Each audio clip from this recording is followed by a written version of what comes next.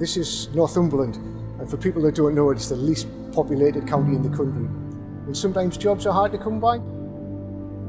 Ashington's a mining town. There was collieries scattered all over the place. There was Ashington, Linemouth, Ellington.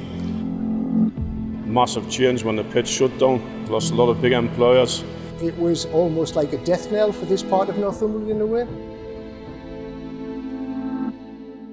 I mean, the coal industry was the lifeblood of the community.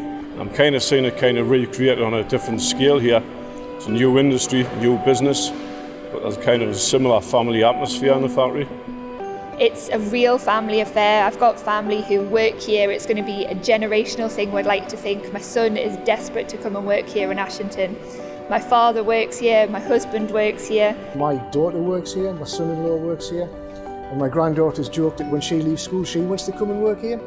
I find that really exciting, that we're putting something down that'll be here when my grandkids need a job, and I consider myself very lucky to get in here.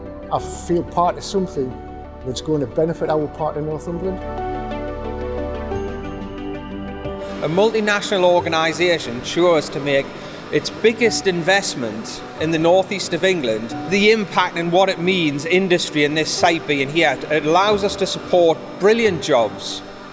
It's a ray of hope for the area. It's something new. There's been a major decline over the last 25, 30 years, and to see a new factory built here is a fantastic thing for the community. We were considered to be heavy industry and nothing else, and good for digging a road, but maybe it's nothing else, and that's totally gone. Community here in Ashington is something it's massive really. It's something we all are really involved in.